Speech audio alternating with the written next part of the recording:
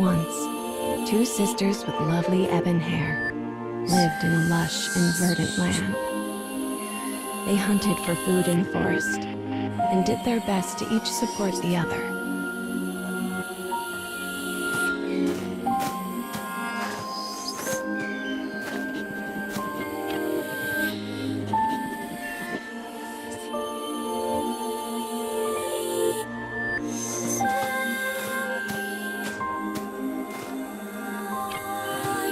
The elder sister had been born in the woods and was an archer of rare skill. When their parents died, she began teaching the younger how to hunt. The younger looks up to her and wants so badly to test out her new skills. This thought fills the older sister with warmth as she follows after her sibling.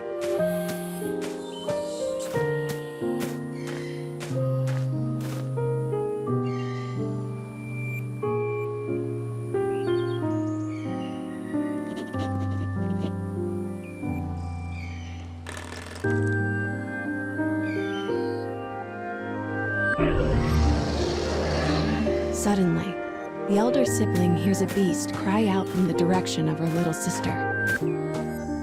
She sets off after her at a frantic pace.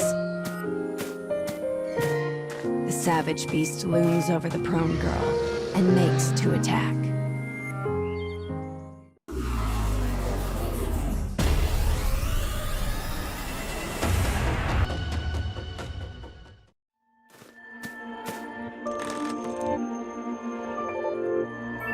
As an arrow penetrates the beast's tender flesh, it turns tail and flees.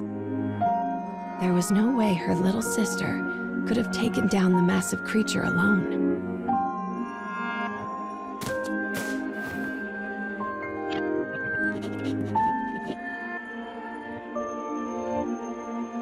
Trying to calm her, the woman removes her silver hairpin and places it on her sister. It is a keepsake of their mother, one the young girl has long desired. "Thanks, sis," she says, beaming. "Next time, it'll be my turn to protect you."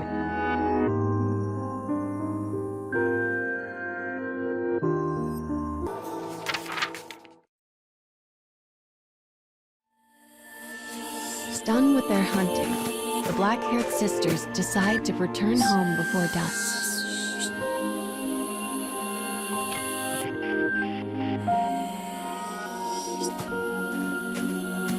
The younger has caught a small bunny, and the elder a large boar.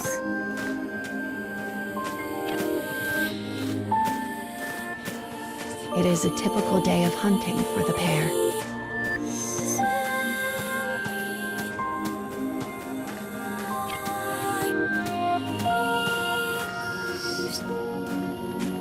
They only notice the disaster when they come to the hill that overlooks the town. Flames billow forth, and the chilling snaps of distant gunfire can be heard. The woman immediately thinks of the war that is raging in the neighboring nation.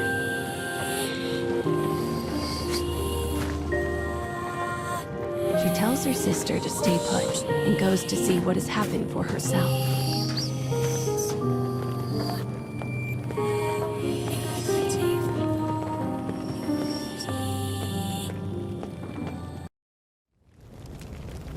The town is oddly still, save for the incessant crackle of flames. The woman gasps as she takes in the grisly sight before her. All she can see are bodies. Bodies. Bodies.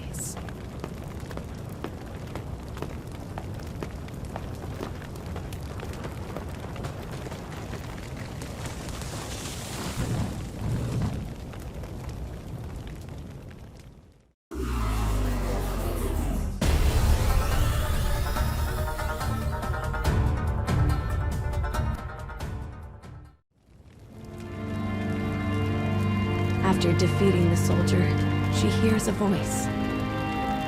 Her worried sister has followed her into the fires of the village. the soldiers cry out all around them.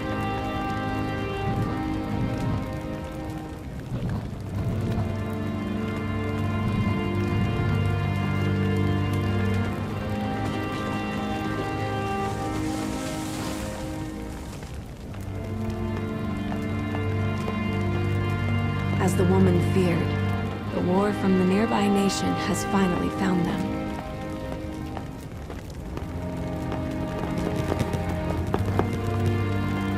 Strange and fearsome men surround them on all sides.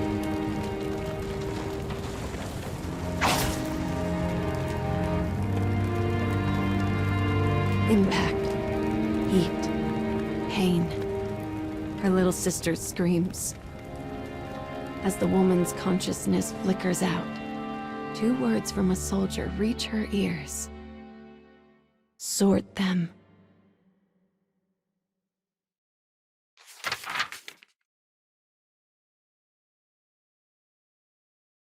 The black-haired woman regains consciousness in a world enveloped by haze.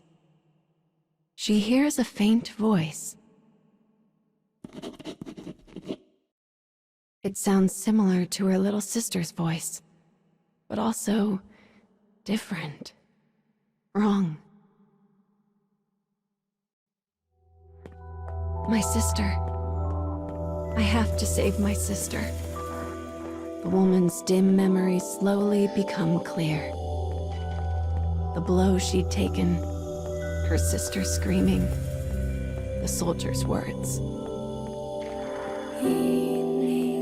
Her only sister, her only family. She must save her. As she runs, the woman's world is enveloped in a shimmering wall of white.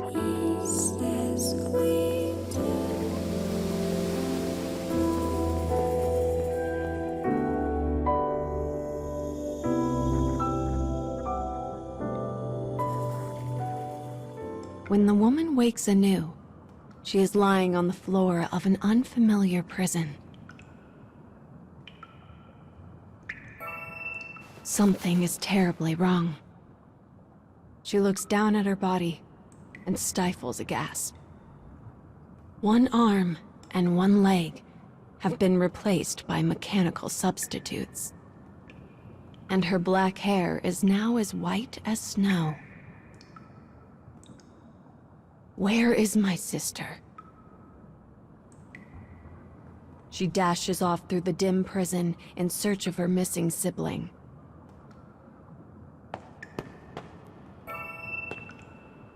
She dispatches both her cell door and its guard with equal ease. Only then does she realize the truth. Her body is now a terrible weapon. As this knowledge sinks in, darkness envelops her.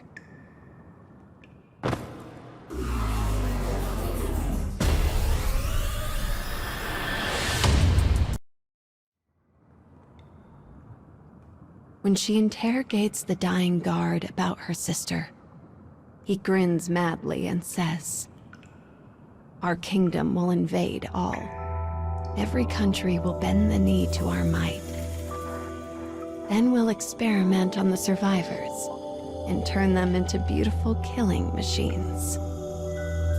Oh yes, they will be sorted." With these final words, the soldier dies. The woman begins to run. Don't think about it. Don't think about it. Don't think about it. She repeats the mantra as she runs, praying that somehow her sister has escaped this fate.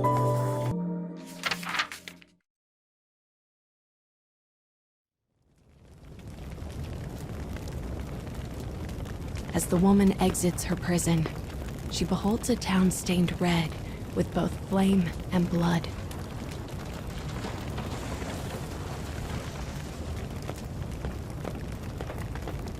She is in a strange land, one she does not recognize. But she must find her sister. The woman runs and runs and runs.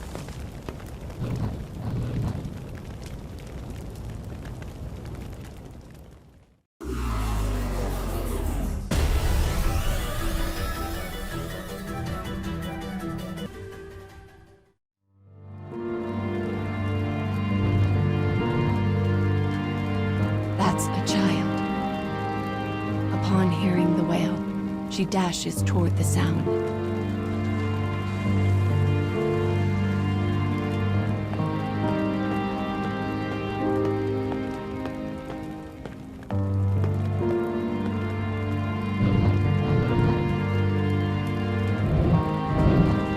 The thing standing before her was once her sister. But now, all trace of her former self has been lost to the sorting.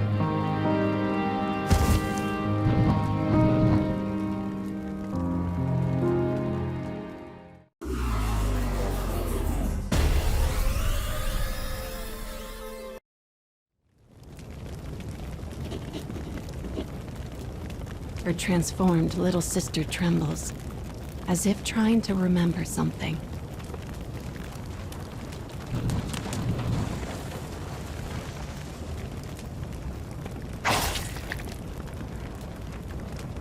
The moment her sister is cut down in front of her, the woman loses all control. Even when her enemies are no more than mangled hunks of flesh, she cannot stop.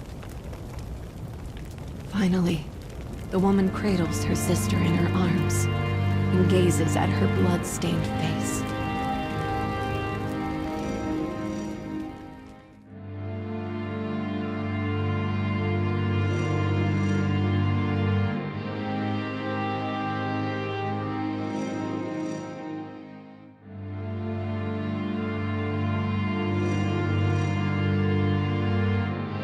Their hair, once dark as night itself, was now pure white.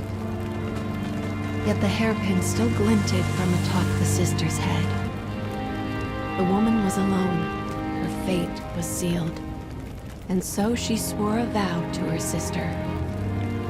The fires of her revenge would rage until they consumed the entire kingdom.